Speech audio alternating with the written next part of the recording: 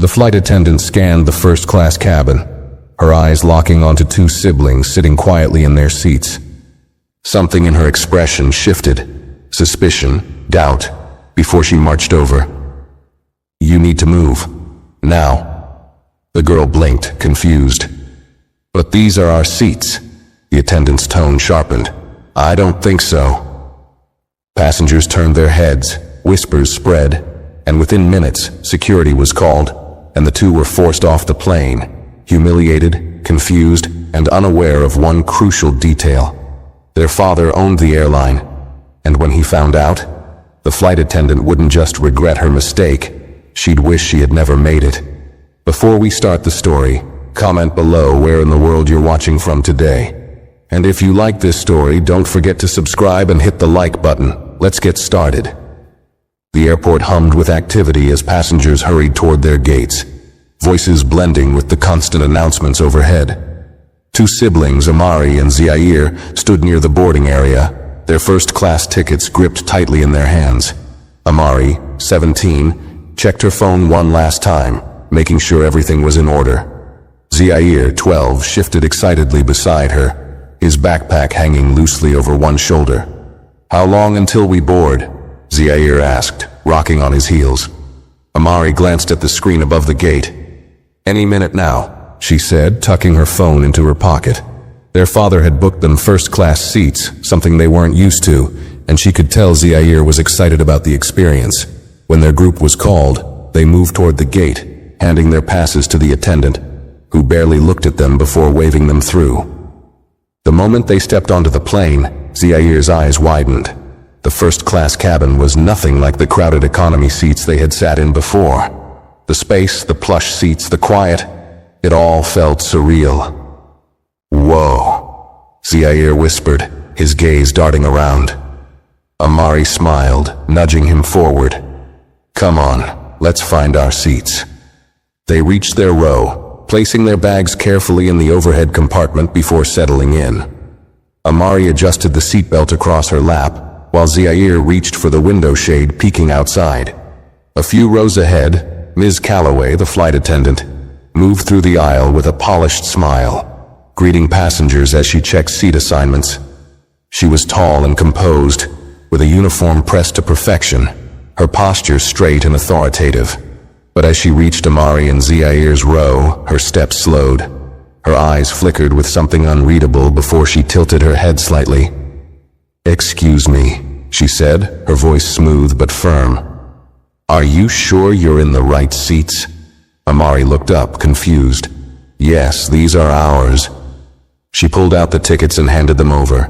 Ms. Calloway took them, her gaze scanning the details. Her expression didn't change, but her grip on the tickets tightened slightly before she handed them back. "This is first class," she stated, as if they didn't already know. Amari nodded. "Yes, we know." Ms. Calloway's lips pressed into a thin line. "Who booked these seats for you?" Amari inhaled slowly, feeling Zaire shift beside her. "Our father did," she said evenly. Ms. Calloway didn't move for a moment, as if deciding something. Then, without another word, she turned and walked away. Zaire leaned closer, lowering his voice. "Why did she ask that?" Amari exhaled. "I don't know." Minutes later, Ms. Calloway returned, this time with Mr. Hensley, another flight attendant. He was older, with silver-streaked hair and a no-nonsense demeanor. He stopped in front of them, clearing his throat. "We need you both to step out of first class for a moment," Mr. Hensley said, his tone neutral but firm. "We have to verify something about your tickets." Amari felt her stomach tighten. "Verify what? We already showed them." "It's just a quick check," he said, avoiding eye contact. "Please come with us." Zaire's excitement from earlier faded, his fingers curling around the armrest. "Why do we have to move?" he asked in a small voice. Ms. Calloway folded her arms. "We can do this the easy way, or we can call security." The way she said it, like a warning, like a threat, made Amari's chest tighten. She could feel the stares now, the way passengers had started paying attention but remained silent. No one said a word in their defense. Amari forced herself to stay calm. She grabbed their bags, nudging Zaire to follow. He hesitated but obeyed, his head lowered as they walked down the aisle. The whispers trailed behind them, but not a single voice spoke up for them. The moment they stepped off the plane, the doors shut behind them. A uniformed security officer stood nearby, watching them closely, as if they were a problem that needed to be handled. Amari pulled out her phone, her hands shaking as she scrolled to her father's number. Zaire stood beside her. His shoulders slumped, his excitement from earlier completely gone. She pressed the call button. "Dad," she said the moment he answered, her voice unsteady. "They just kicked us off the plane." Silence. Then her father's slow, measured response. "Who did?" Amari turned her head slightly, watching as Miss Calloway and Mr. Hensley reboarded the plane, leaving them behind. Her jaw clenched. "The flight crew," she said quietly.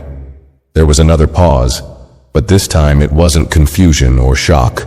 It was something else, something colder. "Stay where you are," her father said, his voice unreadable. "Don't speak to anyone. I'll handle this." Her breath caught in her throat. She didn't know what he was going to do, but she knew one thing for sure. This wasn't over. Not even close.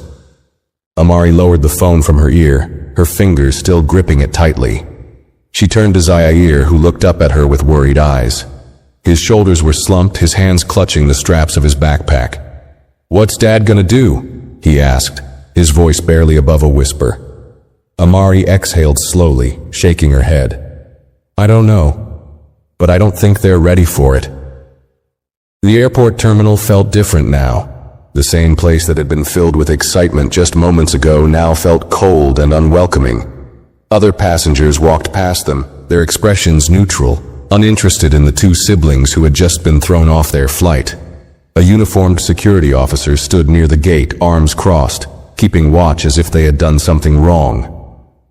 Amari resisted the urge to glare at him. They hadn't caused any trouble. They hadn't raised their voices. They had simply sat in their assigned seats. And yet here they were, standing outside the plane while their first-class seats remained empty. Zaire sighed and sat down on one of the chairs near the window, his fingers fidgeting with the hem of his hoodie. Amari remained standing, her mind racing.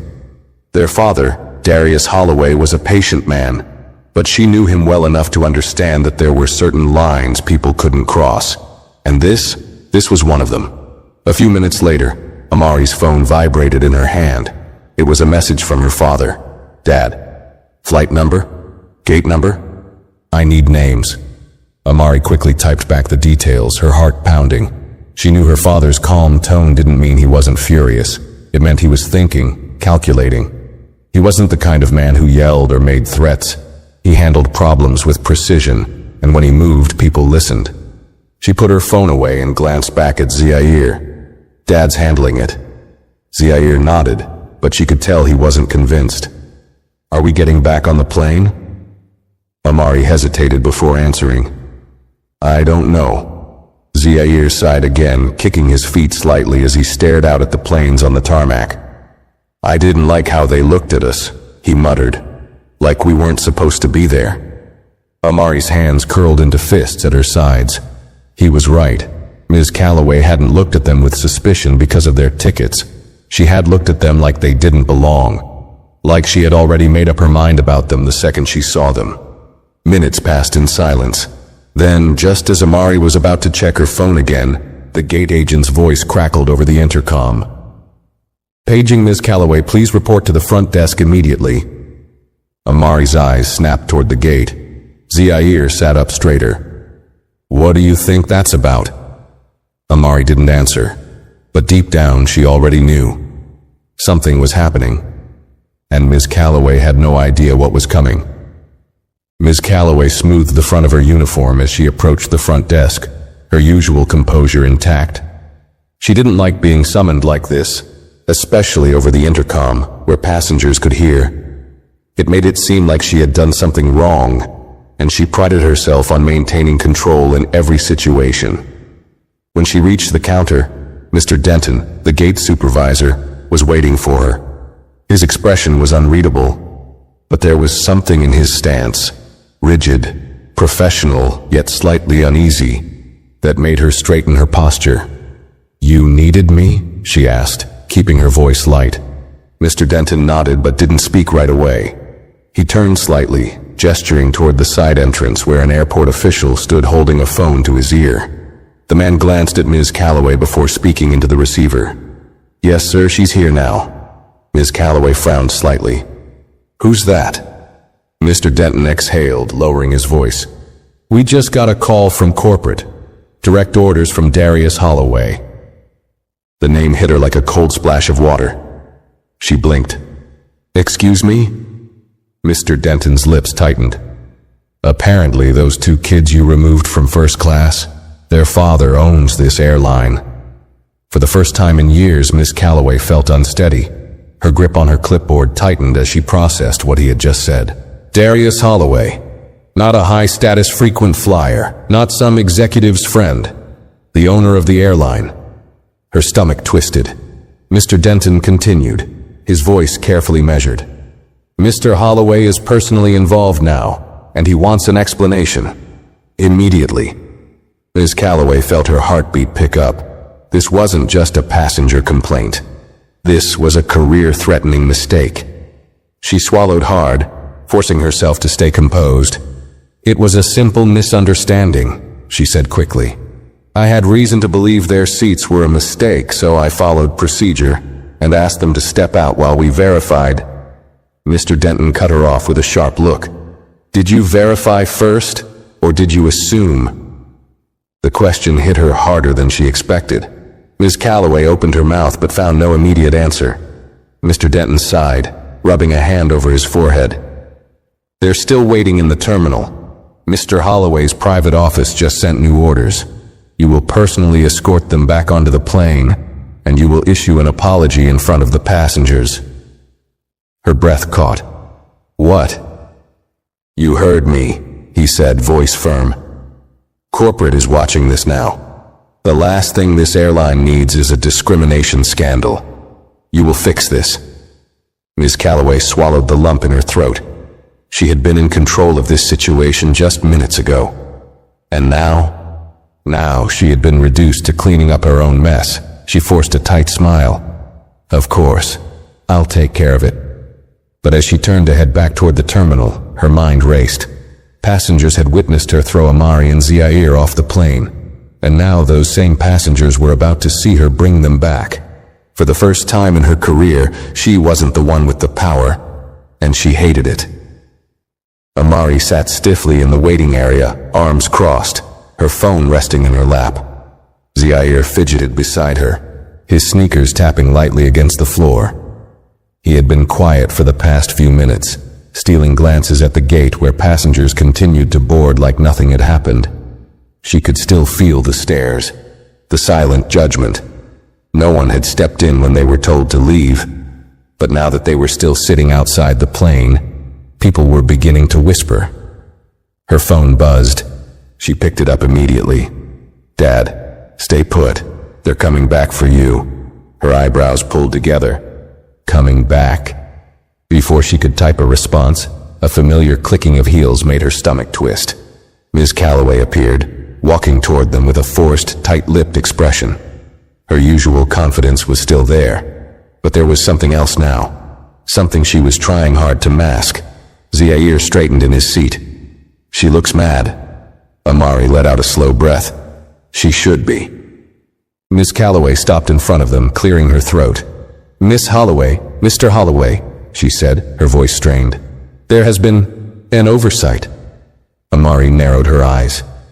"An oversight?" Ms. Calloway's jaw tightened slightly. "Yes. After reviewing the seating arrangements, we have confirmed that your tickets are, in fact, correct. You are welcome to return to your first-class seats." Amari didn't move. She studied Miss Calloway's expression, watching the way her fingers curled slightly against her palm, how her shoulders held just a little more tension than before. She wasn't sorry. She wasn't even embarrassed. She was just angry that she had to stand here and say these words. Zaire glanced between them before leaning closer to his sister. "Do we have to go back?" Amari looked at him, her heart squeezing at the way he sounded so unsure. Like the excitement he had felt earlier had completely disappeared. She turned back to Ms. Calloway. "We'll go back, but I want to hear you say it." Ms. Calloway's expression twitched. "Say what? You assumed we didn't belong there." Amari's voice was calm, steady. "I want to hear you admit it." The silence around them was heavy. Ms. Calloway's fingers twitched slightly, but she forced herself to keep her expression neutral. "I misjudged the situation." "That's not what I asked," Amari said. Ms. Calloway inhaled sharply, looking over her shoulder toward the gate desk, where Mr. Denton was standing with his arms crossed, watching her every move. She clenched her jaw before turning back to the siblings. "I made an assumption," she said through her teeth, "and I was wrong." Amari let the words hang between them before finally standing, grabbing her backpack. Zaire followed, adjusting the straps on his shoulders. As they walked back toward the plane, Ms. Calloway leading them through the gate, Zaire glanced up at Amari. "She didn't mean that," he muttered. Amari gave a small nod. "I know." And that's what made this even worse. The walk back to the plane felt different. Amari and Zaire weren't the same two passengers who had boarded earlier, excited and unaware. Now every step felt heavier, as if they were carrying the weight of what had just happened. Ms. Calloway walked ahead of them, her posture stiff, the back of her uniform still perfectly pressed. She didn't look back at them, didn't acknowledge them beyond the forced apology she had been made to give. As they reached the jet bridge, Amari noticed how the flight attendants near the entrance stiffened when they saw her and Zaire returning. The tension in their shoulders, the subtle shift in their expressions, it was clear they all knew exactly what had happened. Mr. Hensley stood by the door, arms clasped behind his back. His voice was flat when he spoke. "Welcome back, Miss Holloway, Mr. Holloway. Your seats are ready for you." Zaire hesitated slightly before stepping onto the plane, glancing at Amari for reassurance. She gave him a small nod before following. The moment they entered the first-class cabin, the atmosphere shifted. Conversations quieted, heads turned. Some passengers looked away quickly, pretending to be focused on their books or in-flight screens. Others watched them openly, as if waiting to see what would happen next. Amari's eyes flicked toward their empty seats. They were exactly as they had left them, untouched, waiting. Miss Calloway cleared her throat, stepping aside stiffly. "Please take your seats." Amari and Zaire walked past her without another word. Amari settled back into her window seat, adjusting her backpack beside her. Zaire sat down more hesitantly, his hands gripping the armrests. The silence felt suffocating. And then, out of nowhere, a voice. "It's about time," an older man muttered from across the aisle. Amari turned her head slightly. The man, dressed in a tailored suit, shifted in his seat but didn't meet her eyes. He wasn't talking to her. He was talking to Ms. Calloway. She stiffened but didn't respond. Another voice, softer this time, a woman seated a few rows ahead. "They should have never been asked to leave in the first place." Ms. Calloway's lips pressed into a thin line. For the first time since they boarded, Amari saw something flicker across the flight attendant's face, something that looked a lot like embarrassment. She turned sharply on her heel and walked toward the front of the cabin without another word. Zaire let out a slow breath. "That was weird," he muttered. Amari kept her gaze forward.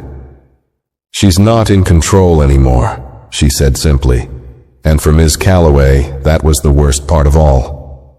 Ms. Calloway disappeared toward the front of the cabin, but Amari knew she wasn't far.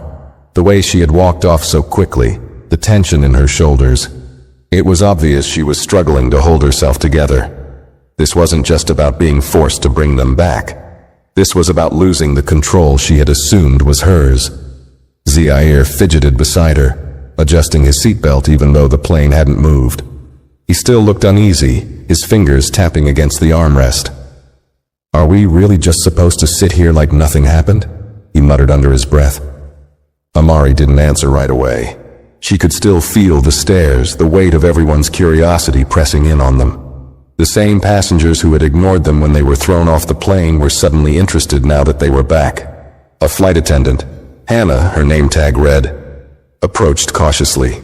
She was younger than Miss Calloway, her expression unreadable but not unkind. She hesitated before speaking. "Would you like anything to drink before takeoff?" she asked, her voice softer than the others had been. Zaire didn't say anything, but Amari could feel how tense he was. She glanced up at Hannah, narrowing her eyes slightly. "Did you ask everyone else that when they first sat down?" Hannah's expression flickered, but she didn't look away. "No," she admitted. "I didn't." Amari let the silence hang between them before finally answering. "Water. For both of us." Hannah gave a small nod and walked away. Zaire turned to his sister, his voice barely above a whisper. "Why did you ask that?" "Because she wants to make things right," Amari said simply. "But she didn't do anything when it mattered." Zaire frowned, sinking further into his seat. He hadn't even touched the in-flight screen in front of him, something he would have been excited about an hour ago. His excitement had been stolen, replaced with a quiet understanding that Amari hated seeing in his face. She checked her phone, her father's last message still on the screen. "Stay put. They're coming back for you." Her fingers hovered over the keyboard, but before she could type a response, the intercom crackled to life. "Ms. Calloway, please report to the cockpit immediately." Zaire straightened in his seat. "Again?" Amari's grip tightened around her phone. She didn't know what was happening up front, but she had a feeling Ms. Calloway's problems were only just beginning. Ms. Calloway's heels clicked sharply against the floor as she made her way to the front of the plane. She could feel the weight of every step, her pulse quickening. The captain never called her to the cockpit unless it was serious. She reached the door, exhaled slowly, and stepped inside. Captain Rowe, a man with years of experience and little patience for nonsense, was seated in his chair, his expression unreadable. Beside him, the first officer kept his eyes on the controls, though the tension in the air made it clear that he was fully aware of what was happening. The in-flight phone sat on the center console, the call still active. Ms. Calloway swallowed hard. "You asked for me?" Captain Rowe didn't look up at first. He pressed a button on the phone, switching it to speaker. A deep voice filled the small space, calm, controlled. "Ms. Calloway, this is Darius Holloway." Her breath caught in her throat. There was no mistaking the name. Everyone in the airline knew who Darius Holloway was. His name carried weight, more than any executive, more than the CEO. He was the owner, the man who built this airline from the ground up, the man whose children she had just humiliated. Captain Rowe leaned back in his chair, arms crossed. "Mr. Holloway has a few questions for you." The silence stretched, thick and suffocating. Ms. Calloway's palms were damp as she clasped them in front of her. Darius Holloway cut her off. "Did you verify my children's tickets before asking them to move?" Her throat tightened. She hesitated. "I was following protocol." The silence on the other end was deafening. Captain Rowe's jaw twitched. He was watching her, waiting. "That's not what I asked." She swallowed, her mouth suddenly dry. "No, sir." Another long pause. "So, you assumed they didn't belong in first class?" The words weren't loud. They weren't accusatory. But they held a weight that made her legs feel weak. "I misjudged the situation," she said quickly, trying to keep her voice steady. Darius Holloway let out a slow breath. "And did you question any other first-class passengers the same way?" She felt her stomach drop. Her silence was enough of an answer. Captain Rowe shook his head slightly, his disappointment clear. Darius spoke again, his voice carrying no anger, just certainty. "Ms. Calloway, you will personally ensure my children receive the service that every other first-class passenger is given. You will publicly apologize to them in front of the cabin, and when this flight lands, you will explain yourself to the executive board." Ms. Calloway's hands trembled slightly. "I understand." "Good," Darius said, his tone final. The call ended with a soft click. Captain Rowe leaned forward, adjusting his headset. "You heard the man?" he said, not bothering to hide the disapproval in his tone. "Now fix your mistake." Miss Calloway nodded stiffly, turning on her heel and stepping out of the cockpit. Her heart pounded as she made her way back through the first-class cabin. Passengers watched her now, some pretending not to be interested, others openly curious. She reached Amari and Zair's row and stopped. Every part of her wanted to just walk away to avoid this moment entirely. But she couldn't. Not this time. Taking a deep breath, she spoke, forcing her voice to remain even. "I need to apologize," she said. "To both of you." Amari didn't look up right away. She ran her fingers along the edge of the armrest, her expression unreadable. Zair, however, was watching her closely. "I made an assumption," Miss Calloway continued, choosing her words carefully. "And I was wrong." Silence. Zair shifted in his seat, glancing at Amari. Amari finally turned her head, meeting Miss Calloway's gaze. "Are you apologizing because you mean it?" she asked quietly. "Or because you got caught?" Miss Calloway felt a lump form in her throat. She had spent years in control, years setting the rules. And now, for the first time, she realized she had no power here. She swallowed hard. But she had no answer. And Amari knew it. The silence stretched between them, thick and heavy. Miss Calloway stood there, her hands clasped tightly in front of her, her lips pressing into a thin line. She had issued the apology, but Amari's question still lingered in the air, unanswered. Zair shifted in his seat, his fingers fidgeting with the hem of his hoodie. He glanced up at his sister, waiting to see what she would say. The tension in the cabin was palpable.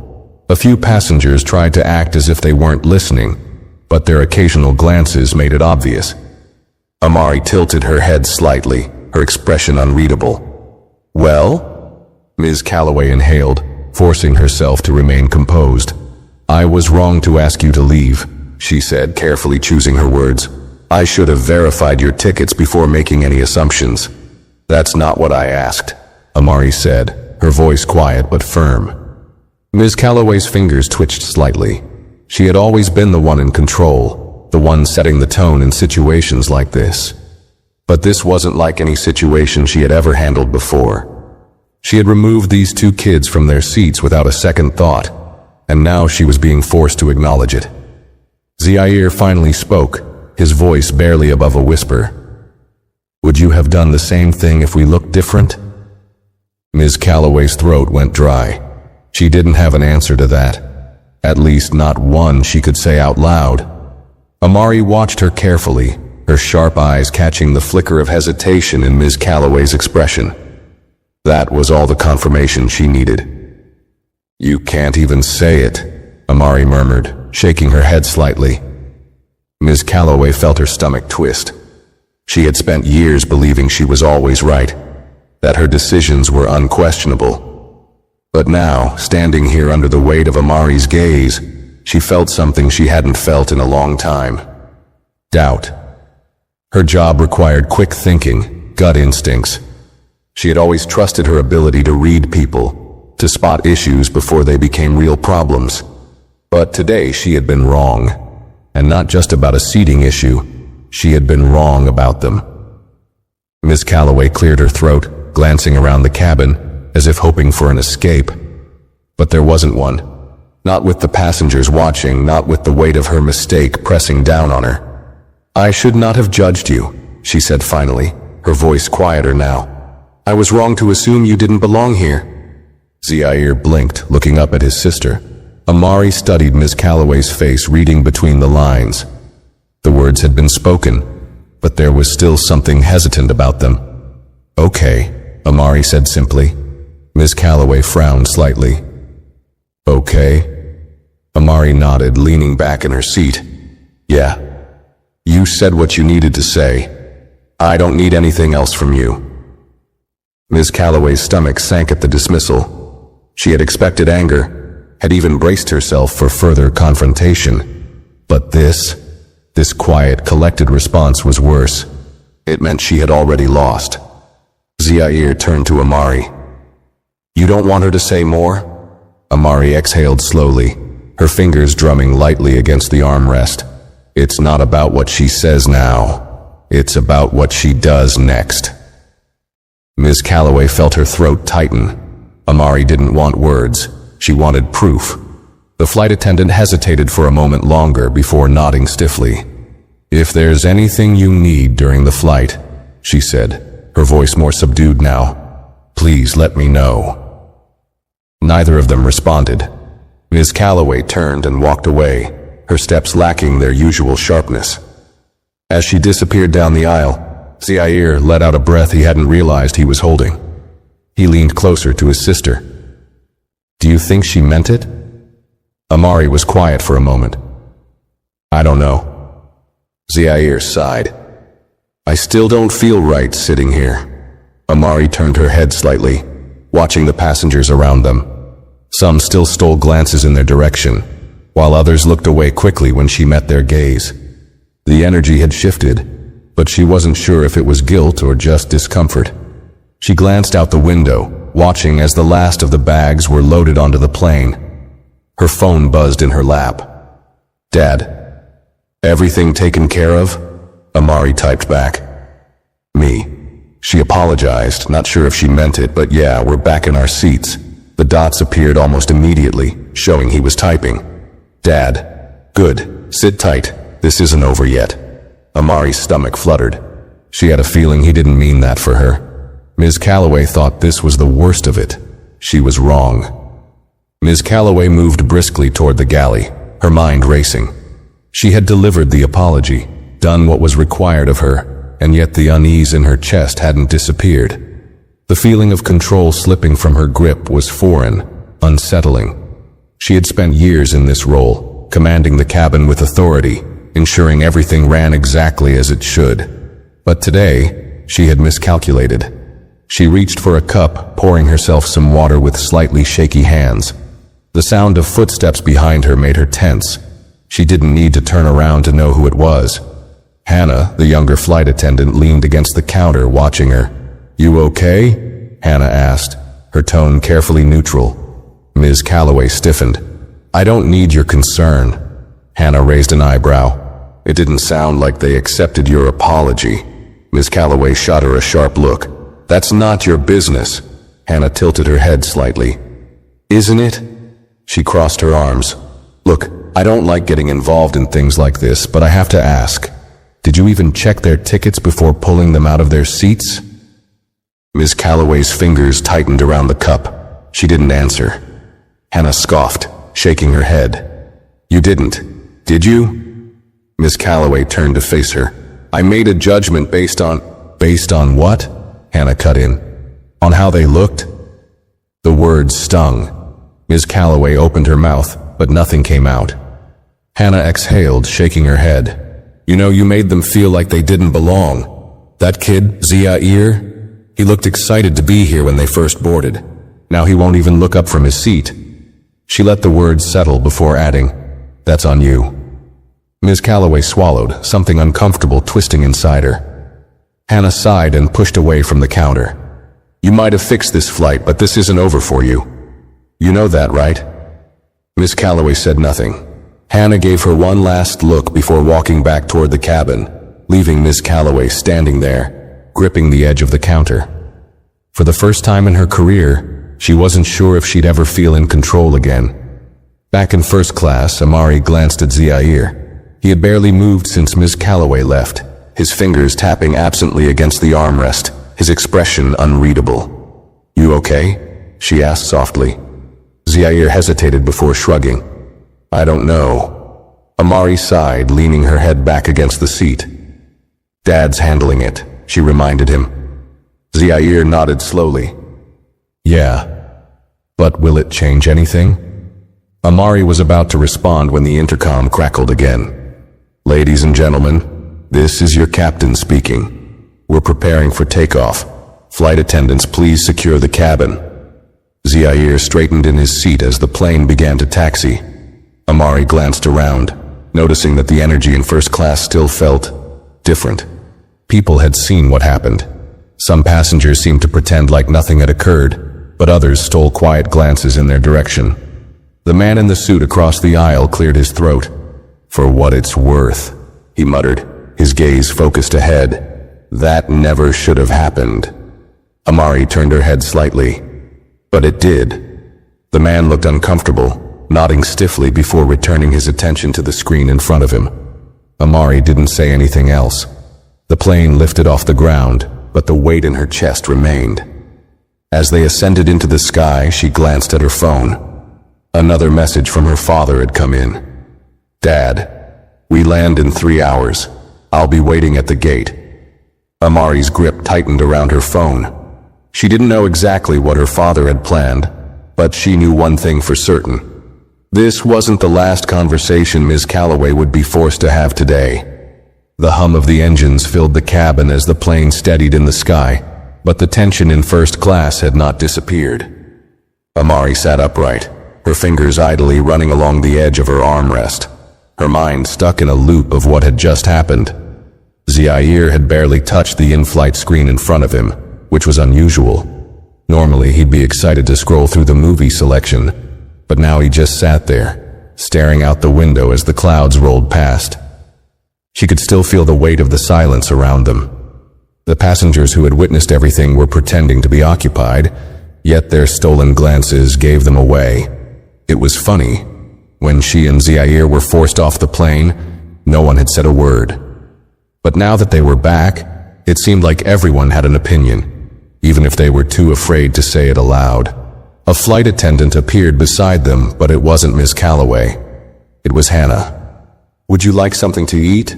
she asked gently, her eyes flickering toward Zaire before landing on Amari. "Or anything to drink?" Zaire shook his head without looking up. Amari hesitated, then exhaled. "Just some water for him," she said. Hannah nodded, quickly stepping away. She returned moments later with a glass of water, setting it down carefully on the tray in front of Zaire. He muttered a small, "Thanks," but still didn't lift his head.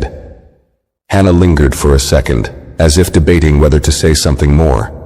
Finally, she spoke in a quiet voice. "I'm really sorry about what happened earlier." Amari raised an eyebrow, studying her carefully. "Are you saying that because you mean it? Or because you saw how things played out?" Hannah didn't flinch. "Because I mean it." Amari gave a slow nod. "Then why didn't you say anything before?" Hannah swallowed, shifting slightly. "Because I've seen things like this happen before, and I've always told myself it wasn't my place to interfere." She looked down, exhaling. "That doesn't make it right, though." Amari didn't respond. She just watched Hannah for a moment before turning to Zaire, who was finally sipping from his water. "You work with her, don't you?" Amari asked, bringing her gaze back to Hannah. Hannah nodded. "Yeah. She's been here longer than I have. A lot of people don't question her decisions." "And what about you?" Hannah hesitated before saying, "I used to be one of those people. I'm not anymore." Amari tilted her head slightly. "Why?" Hannah let out a slow breath. "Because today, I saw how it looks from the other side." Amari leaned back in her seat, considering that. At least Hannah was being honest. That was more than she could say for Ms. Calloway. Hannah straightened. "If you need anything, just let me know." Amari nodded once. "Thanks." Hannah walked away, and for the first time since reboarding, Zaire finally turned to Amari. "You believe her?" he asked. Amari sighed. "I don't know. Maybe." Zaire pressed his lips together. "At least she said something." "Yeah," Amari muttered, "but she only said it when it was safe to." Zaire didn't respond, but the meaning in Amari's words lingered between them. The flight continued, the minutes dragging on. Amari checked her phone, scrolling absent-mindedly through messages from friends who had no idea what had just happened. Zaire eventually pulled up a movie but wasn't really watching it. Then, suddenly, an announcement came over the intercom. "Ms. Calloway, please report to the cockpit immediately." Amari's eyes snapped toward the front of the cabin. Zaire frowned. "Again?" Passengers exchanged glances, some shifting in their seats. Even Hannah, who had been passing out drinks a few rows ahead, stopped mid-step. Amari folded her arms. Dad must be handling things already. Zaire blinked. But we're still in the air. Exactly. They watched as Ms. Calloway stiffly made her way toward the front, disappearing behind the curtain leading to the cockpit. The moment she was gone, whispers rippled through first class. A few passengers leaned toward one another, murmuring under their breath. Some looked toward Amari and Zaire again, but this time their curiosity was different. They weren't just staring at two kids who had been removed from their seats.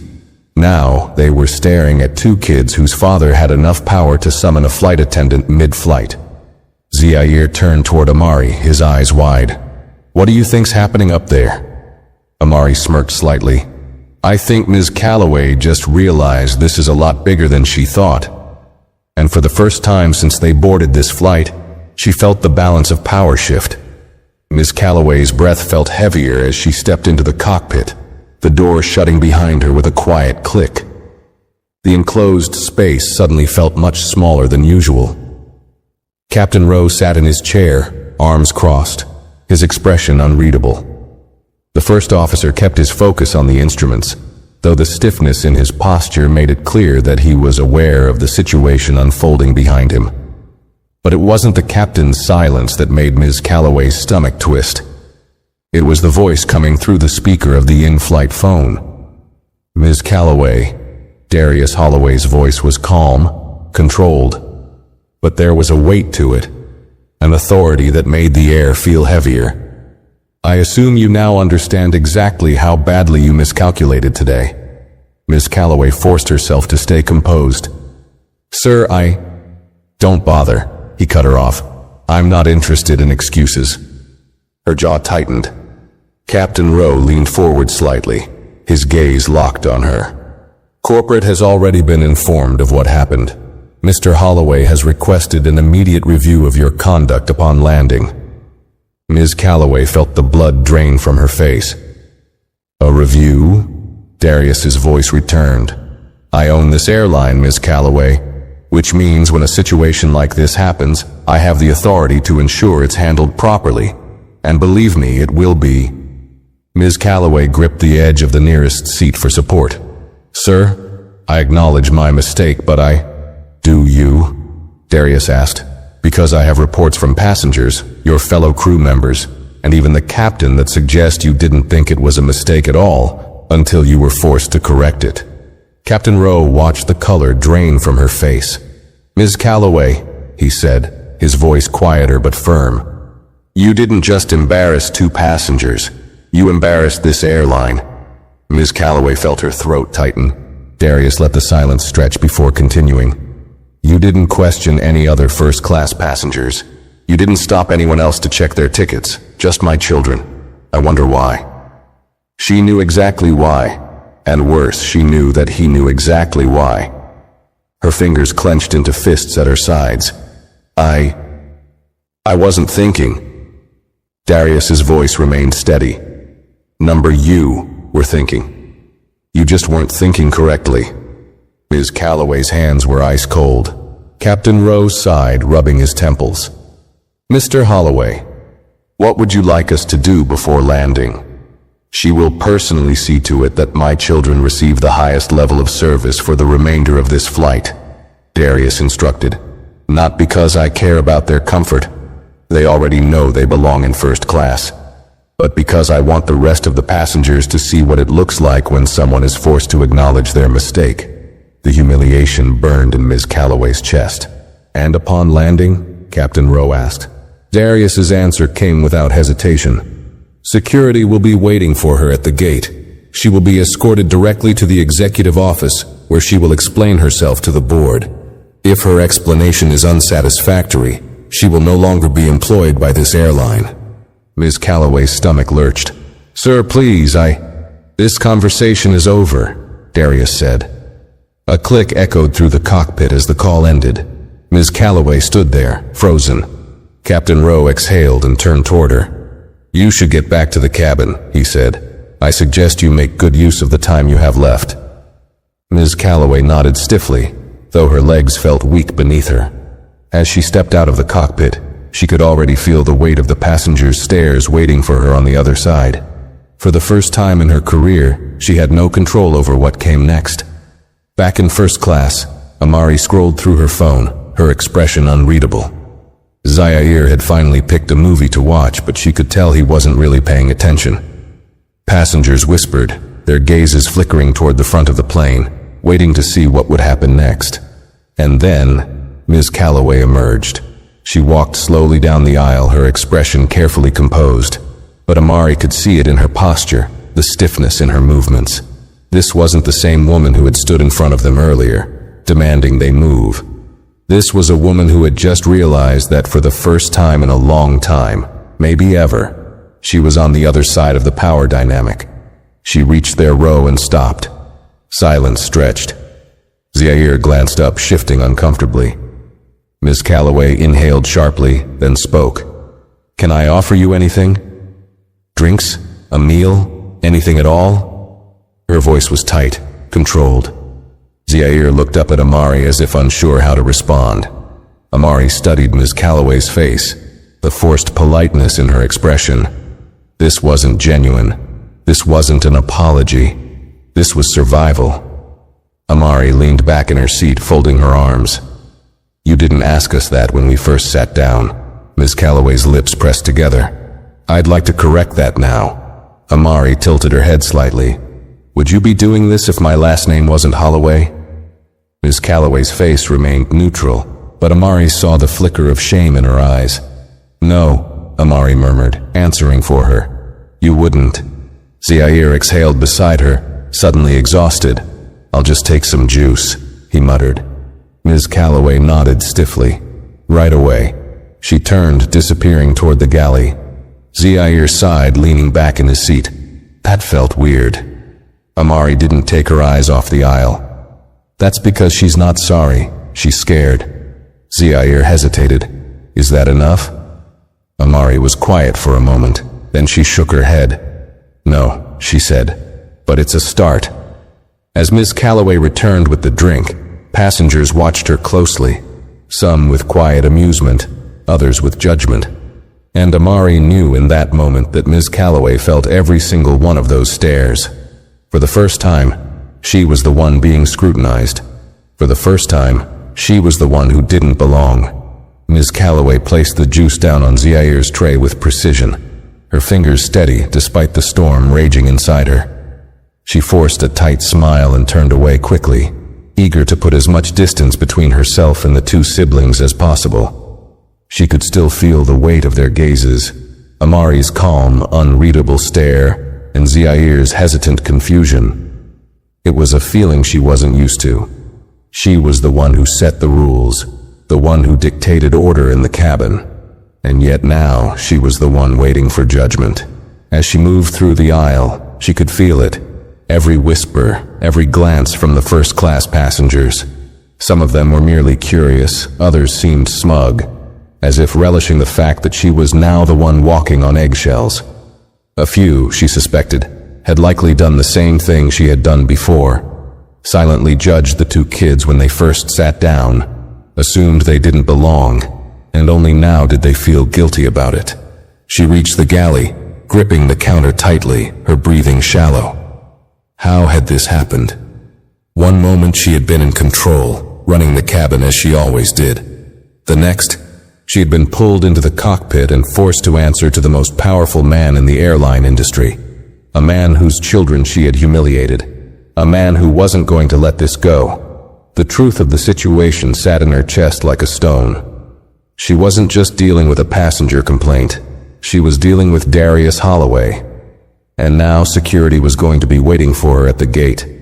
The executive board would be waiting for her. She had never been in trouble before, not like this. Yes, there had been minor complaints over the years. Passengers who thought she was too strict, too firm, but nothing that ever escalated past a simple written report. She had been untouchable. Not anymore. She squeezed her eyes shut, inhaling slowly. Maybe, just maybe, if she handled the rest of this flight perfectly, if she showed real remorse, the board might show her mercy. Maybe Darius Holloway wouldn't fire her. Her fingers twitched. If. Taking a steadying breath, she straightened her uniform, put on the most professional expression she could manage, and stepped back into the cabin. Passengers noticed her return, but she ignored them, forcing herself to focus. She needed to get through this flight without making things worse. She needed to be perfect. She moved quietly through first class, checking on passengers. She refilled drinks, adjusted tray tables, and offered warm towels with a smile that didn't reach her eyes.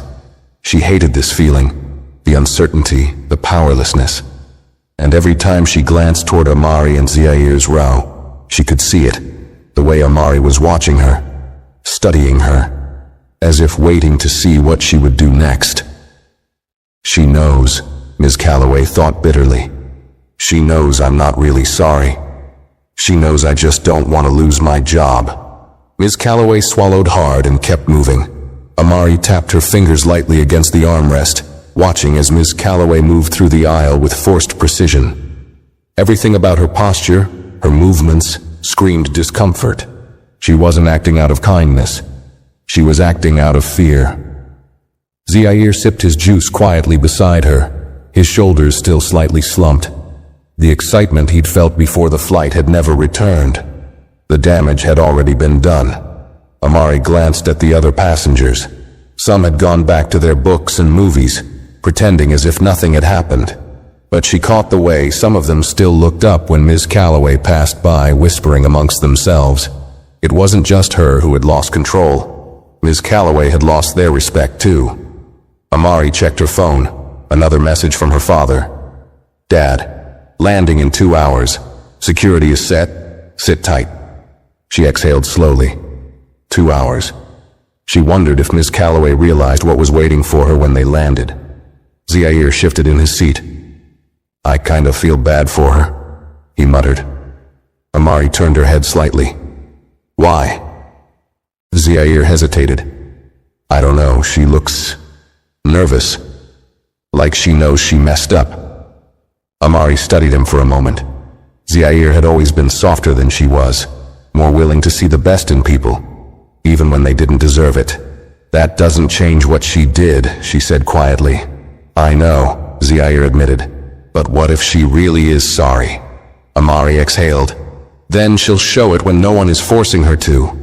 Zair nodded slowly, but she could tell he wasn't completely convinced. Ms. Calloway returned to their row one last time. Would either of you like a blanket or pillow? She asked stiffly, the words robotic, practiced. Amari didn't answer right away. She just looked at her, really looked at her.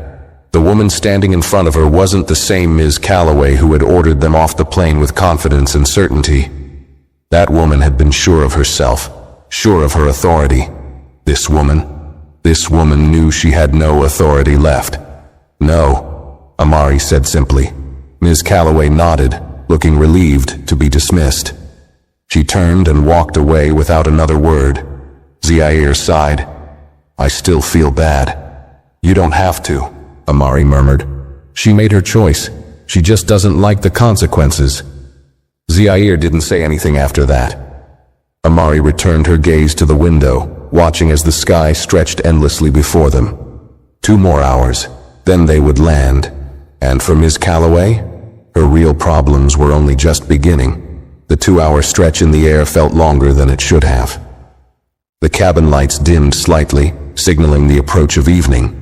Most passengers had settled into their seats, some lost in their books, others watching movies or dozing off. The quiet hum of the engines filled the air, but even in the stillness, tension lingered. Amari watched the time tick down on the screen in front of her. The estimated arrival kept adjusting by a few minutes, but the final destination never changed. In less than 2 hours, they would land. And in less than 2 hours, Ms. Calloway would have to face the reality she had spent the entire flight trying to ignore. Zair had finally curled up against his seat, half asleep. He wasn't fully resting. She could tell by the way his foot still tapped lightly against the floor, the way his fingers played with the sleeve of his hoodie. He wasn't at ease. Not really, and neither was she. Her father had told her to sit tight. But Amari knew Darius Holloway well enough to know that whatever he had planned for Ms. Calloway, it wasn't going to be simple. Her father was not a man who acted impulsively. He didn't yell, didn't threaten. He moved in silence and let consequences speak louder than anything else. And right now, Ms. Calloway had no idea what was waiting for her. Across the aisle, a soft voice broke the quiet. "I just want to say, I'm really sorry for what happened to you two." Amari turned her head. It was the older woman from earlier, the one who had spoken up after they were forced back on the plane. She sat 2 rows across, her reading glasses perched on the edge of her nose, a gentle expression on her face. Amari studied her carefully. "Why are you sorry?" The woman hesitated, folding her hands in her lap. "Because I was sitting right here when it happened," she admitted. "And I didn't say anything." Amari felt her chest tighten slightly. The woman exhaled as if working through the words in real time. "I saw how that flight attendant looked at you before she even spoke. I saw the way she questioned you but not the others. And I knew it wasn't right." She sighed. "But I didn't speak up until after your father got involved, and that doesn't sit right with me." Amari let the words settle for a moment. She had expected apologies from Ms. Calloway, from corporate, even from other airline staff. But she hadn't expected this, an apology from someone who had stayed silent. "You were scared," Amari said simply. "That's why you didn't say anything." The woman's face flushed slightly, but she nodded. "I was." Amari tilted her head slightly. "Scared of what?" The woman hesitated.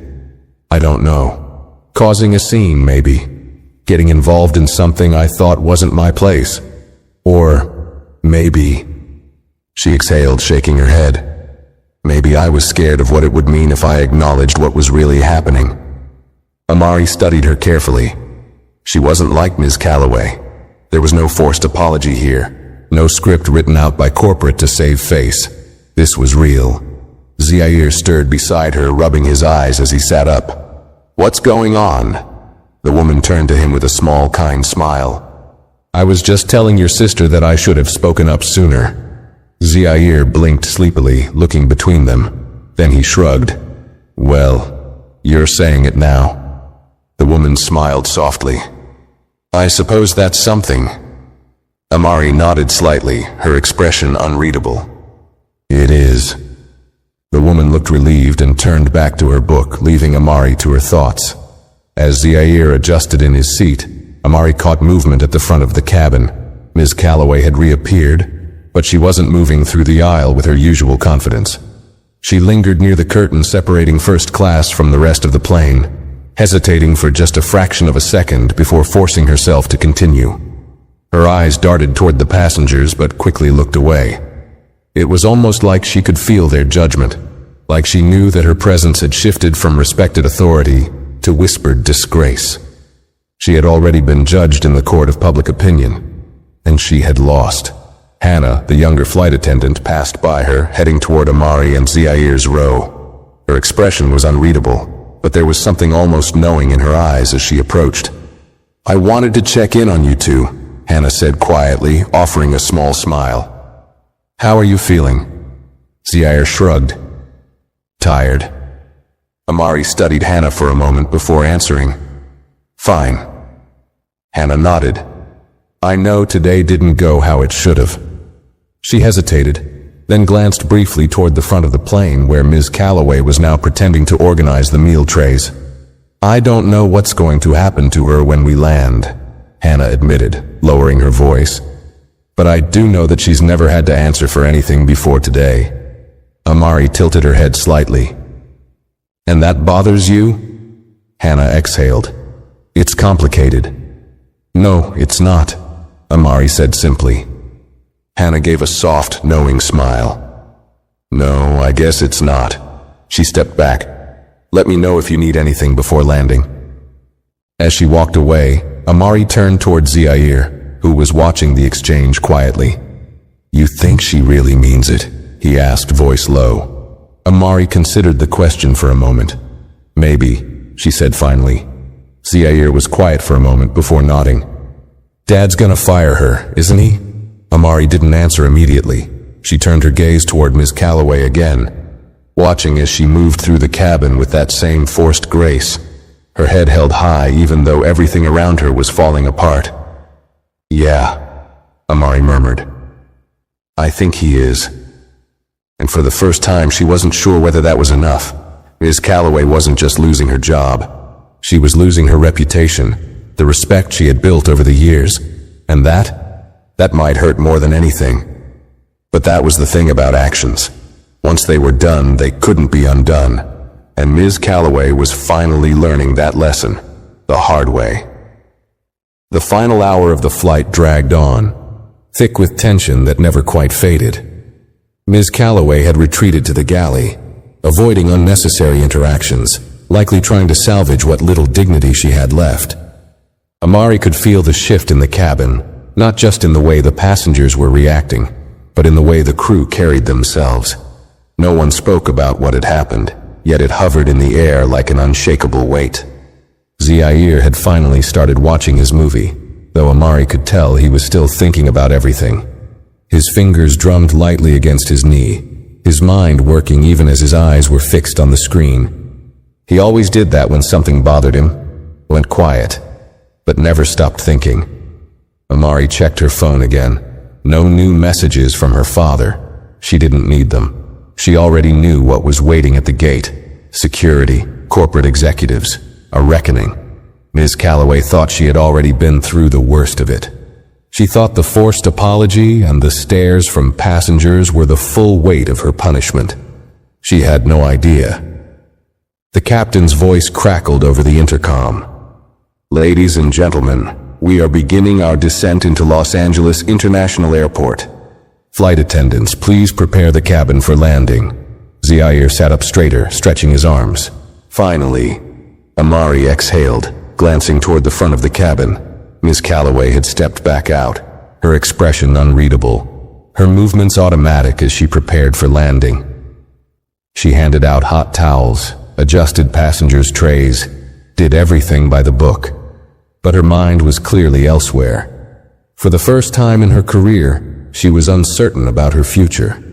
As she reached Amari and Zaire's row, she hesitated for the briefest moment before speaking. "Tray tables up, please," she said, her voice hollow. Amari didn't move right away. She studied Ms. Calloway's face, searching for something, some sign of real regret, something beyond the fear of losing her job. She found nothing. She folded her tray table up and sat back in her seat. Zaire did the same, though he refused to look at Ms. Calloway. Ms. Calloway lingered for a second longer, then moved on. The plane dipped slightly as it began its final approach. Amari leaned her head against the window, watching the city lights come into view. This was almost over, or maybe, for Ms. Calloway, it was only just beginning. As soon as the wheels touched the ground, passengers reached for their phones, eager to reconnect with the world outside the plane. Amari's phone vibrated almost immediately. "Dad, I'm at the gate." A single sentence, no unnecessary details, no reassurances, just a statement of fact.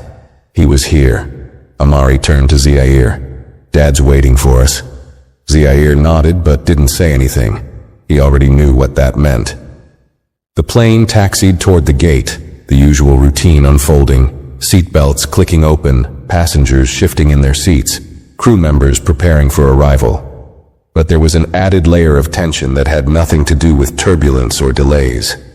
Ms. Calloway hadn't moved from her spot near the galley. Her hands were folded in front of her, her posture unnaturally stiff.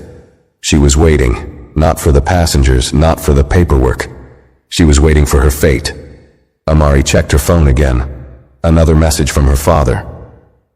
"Dad, security is already in place. The executives have been notified." She exhaled slowly, slipping the phone back into her pocket. Zaire sat up straighter, stretching his arms as he prepared to exit. "You think she knows what's coming?" Amari glanced toward Ms. Calloway. "Oh, she knows," she murmured. The fasten seatbelt signs switched off and passengers began gathering their bags. The energy in the cabin was different now. Some were in a rush to leave. Others were deliberately waiting, wanting to see what would unfold next. Then came the real moment of truth. The doors opened. A uniformed security officer stepped inside, standing just past the jet bridge.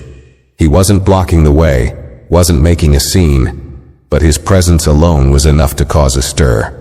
Passengers glanced between him and Miss Calloway, murmurs starting up again. Miss Calloway's face drained of color. She knew. She had assumed, hoped, that she would be allowed to handle this quietly, that maybe she could explain herself in private. But Darius Holloway didn't do things quietly. This wasn't going to be a meeting in some back office. This was going to be a statement. As first-class passengers began gathering their things, the security officer stepped forward. "Miss Calloway," he said, his tone polite but firm, "you need to come with us." Passengers froze. Ms. Calloway inhaled sharply, glancing around as if looking for an escape. But there wasn't one. She was done. Hannah, the younger flight attendant, shifted uncomfortably, her expression caught between sympathy and the understanding that there was nothing she could do. Zaire gripped his backpack straps. "Whoa," he whispered. Amari didn't look away. Ms. Calloway's mouth opened slightly as if she wanted to protest, but no words came out. She was used to being the one with authority. She was used to having the power to dictate how things went. But not today. The passengers who had once looked to her for guidance now looked at her with judgment. The same whispers that had followed Amari and Zaire off the plane earlier were now directed at her. She was the one being watched. She was the one being doubted. And worst of all, she had done it to herself. Captain Rowe stepped out of the cockpit, his expression tight with professionalism. He didn't acknowledge Miss Calloway directly, but he did nod toward the security officer. "She's all yours." That was it. That was the moment it became official. Miss Calloway had lost. The security officer gestured toward the jet bridge. "This way, ma'am." Amari watched as Miss Calloway, the woman who had ordered them off the plane without hesitation, the woman who had once walked through this cabin with certainty, now took the slowest steps of her life. The whispers followed her, just like they had followed Amari and Zaire earlier. Except now, no one was looking away. She disappeared through the jet bridge, and just like that, she was gone. The flight attendants pretended to carry on as usual, ushering passengers toward the exit, but the energy had shifted. Zaire let out a low breath. That was intense. Amari stood, adjusting her bag. "Let's go." As they stepped off the plane, the terminal felt almost too bright, too big. But none of that mattered, because standing just ahead, waiting near the gate with an expression that gave nothing away, was Darius Holloway. And as they walked toward him, Amari knew. This wasn't over. Not yet. Darius Holloway stood just beyond the gate, his posture straight, hands clasped in front of him. He wasn't a man who needed to raise his voice or make a scene to command attention. His presence alone was enough. The moment Amari and Zaire stepped off the jet bridge, his gaze softened, but only slightly. He gave them a slow once-over, scanning their faces as if making sure they were unharmed. "Are you both okay?" he asked, his voice steady, even. Zaire shifted beside Amari, nodding quickly. "Yeah, we're fine," Amari exhaled. "We're fine, Dad." Darius studied her for a beat longer before nodding, satisfied for now. But there was something unreadable in his expression, something quiet but sharp, a calculation happening beneath the surface. He turned slightly, looking past them toward the jet bridge. Miss Calloway emerged, flanked by two corporate executives and the security officer who had escorted her off the plane. She looked smaller than before, her confidence stripped away. Her uniform still pristine, but now feeling like a hollow shield. Passengers exiting the plane threw quick glances her way, their whispers continuing as they passed. A few even stopped nearby, pretending to check their phones just to witness whatever was about to unfold.